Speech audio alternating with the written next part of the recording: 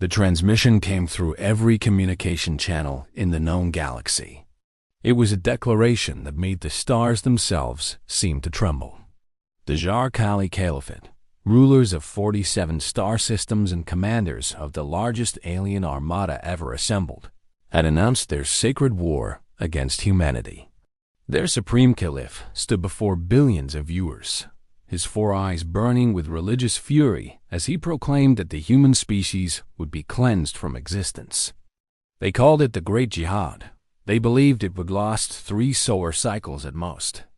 Admiral Helena Vance received the news while standing on the bridge of the Imperial flagship, the Unconquered Sun. She was a woman of 53 years, her hair silver from decades of service, and her eyes held the cold calculation of someone who had seen too many wars to count. Around her, officers scrambled to process incoming data.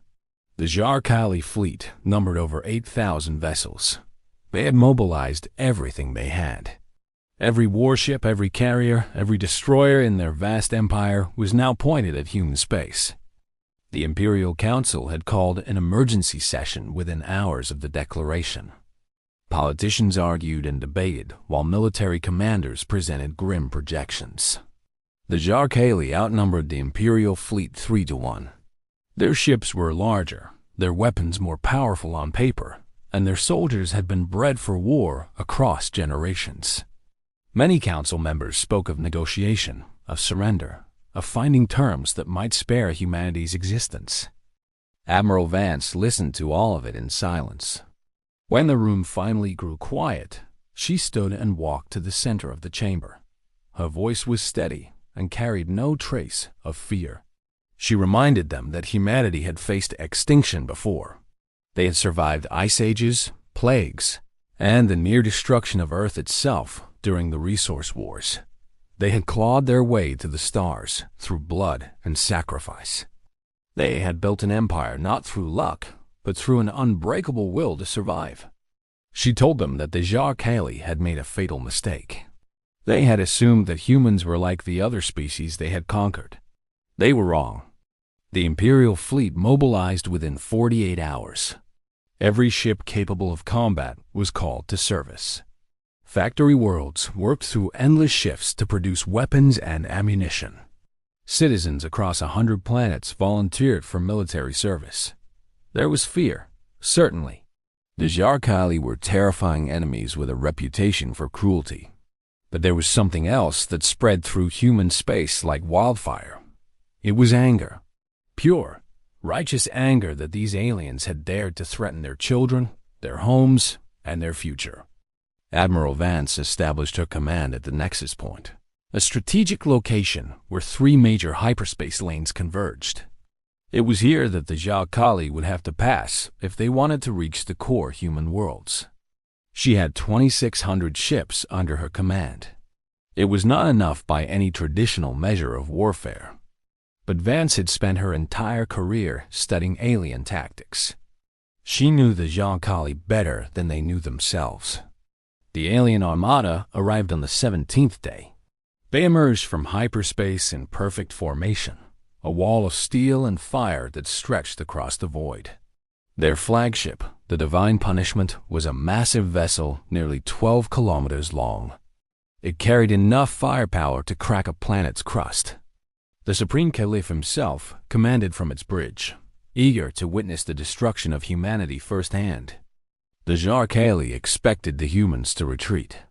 Their doctrine demanded that inferior forces give ground before superior numbers. Instead, the Imperial fleet held position. Admiral Vance transmitted a single message to the alien armada. She welcomed them to their grave. The battle began with a thunderous exchange of long-range fire. Energy beams and missiles crossed the darkness between the fleets. The Jar-Kali had superior range, and their shots tore through human ships with devastating effect. Dozens of vessels were destroyed in the opening minutes. The aliens roared in triumph, their religious chants echoing through their communication channels. But Admiral Vance had not positioned her fleet to win a long-range duel. She had positioned them to draw the enemy in. As the Jar-Kali advanced, confident in their advantage, They failed to notice the human ships that had been hiding in the debris field of a shattered moon. These were not warships. They were converted mining vessels, loaded with nuclear warheads and piloted by volunteers who knew they would not return. The first wave of suicide ships struck the Jihad flank without warning. They drove straight into the alien formation and detonated their payloads at point-blank range. The explosions were catastrophic. Over 300 alien vessels were destroyed or crippled in a matter of seconds. The perfect formation shattered into chaos as commanders screamed conflicting orders. Admiral Vance did not give them time to recover. She ordered the full advance. The Imperial fleet surged forward, closing the distance where their smaller, more maneuverable ships would have the advantage. Human pilots were not bred for war like the Jihad soldiers. They were farmers, teachers, engineers, and merchants who had chosen to fight. But they fought with something the aliens could not understand. They fought with desperation, with love for what they protected, and with the absolute refusal to accept defeat. The battle became a swirling maelstrom of close-quarters combat. Human destroyers darted between the massive Jihad battleships, targeting their engines and weapon systems with surgical precision.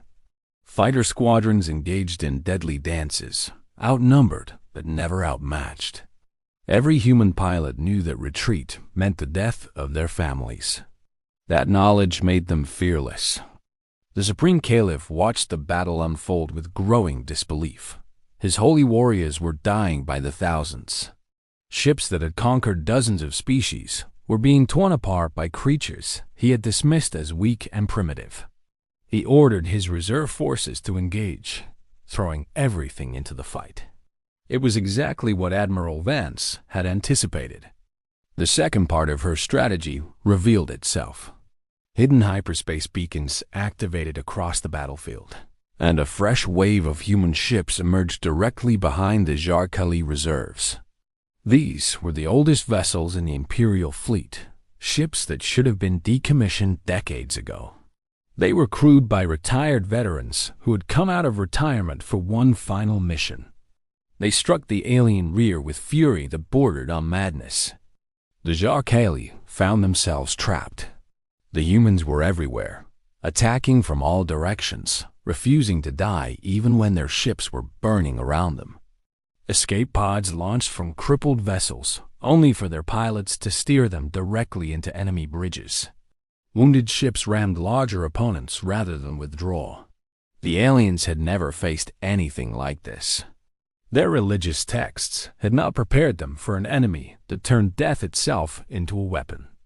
Admiral Vance commanded from the front, her flagship leading charge after charge into the enemy formation. The unconquered sun took hit after hit, its armor melting under alien weapons' fire, but it refused to fall. Around her, officers reported impossible victories. Human ships that should have been destroyed continued fighting with half their systems offline.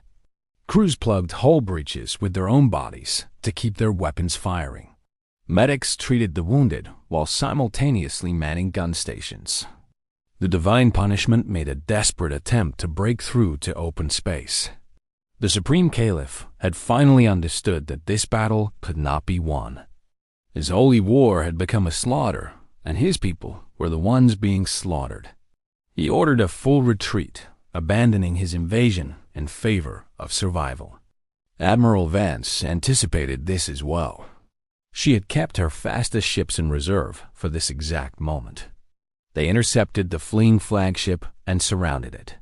The unconquered sun moved to face the divine punishment directly. The two vessels, representing their respective civilizations, stood opposite each other in the void. The Supreme Caliph transmitted one final message. He demanded to know how this was possible. His people were stronger, more numerous, more blessed by their gods. How had mere humans defeated them? Admiral Vance responded with words that would echo through history. She told him that humans were not strong because they were blessed. They were strong because they had learned to survive without blessings. Every challenge had made them harder.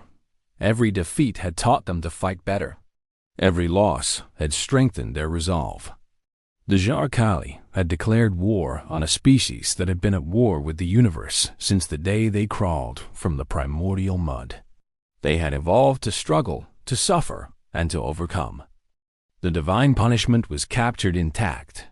The Supreme Caliph was taken prisoner along with his command staff. The remaining Jarkali fleet, now reduced to less than 2,000 vessels, surrendered within hours. The Great Jihad, which was supposed to erase humanity from existence, had lasted exactly 11 days. The aftermath of the battle reshaped the galaxy. The Jarkali Caliphate, humiliated and broken, collapsed into civil war within months. Their subject species rose up against them, inspired by humanity's victory. The 47 star systems they had ruled broke apart into independent states. The Supreme Caliph was tried for crimes against sentient life and executed by an international tribunal. Admiral Helena Vance became a legend. Songs were written about her tactical genius. Schools were named in her honor. But she rarely spoke of the battle publicly. When asked about her feelings regarding the victory, she would simply say that it was not about genius or glory. It was about giving humanity's children a future. That was all that mattered. The Imperial fleet rebuilt itself stronger than before. Human engineers studied captured Jarkali technology and improved upon it. Within a generation, humanity possessed the most powerful military force in the known galaxy. Other alien species that had considered attacking human space quietly abandoned their plans. The lesson of the Jarkali had been learned. Humanity was not a species to be threatened. Monuments were erected on every human world to honor those who had fallen in the battle. Over 60,000 soldiers had given their lives. Each name was carved in stone, remembered forever. The volunteers who had piloted the suicide ships received the highest honors. Their sacrifice had broken the enemy formation and made victory possible. The date of the battle became a galactic holiday. Every year, humans across 100 worlds would pause to remember what their species had accomplished. They had faced extinction and answered with defiance. They had been outnumbered, outgunned, and underestimated. They had won anyway. That was what it meant to be human. That was why the stars themselves would learn to fear them. The Jarkali had declared their holy war expecting easy conquest. The Imperial fleet had declared victory because they accepted no other option. In the cold mathematics of galactic warfare, the outcome should have been different. But humanity had never been good at accepting what should happen. They had always preferred to create their own destiny, written in fire and sealed with blood. And so the galaxy learned a truth that would never be forgotten. When darkness came for humanity, humanity would burn brighter. When death reached for their throats, they would break its fingers. When gods declared them unworthy, they would dethrone the gods themselves. This was not arrogance. This was not cruelty. This was simply what humans did. They survived. They adapted. They conquered. And anyone who forgot that lesson would be reminded in the harshest possible way.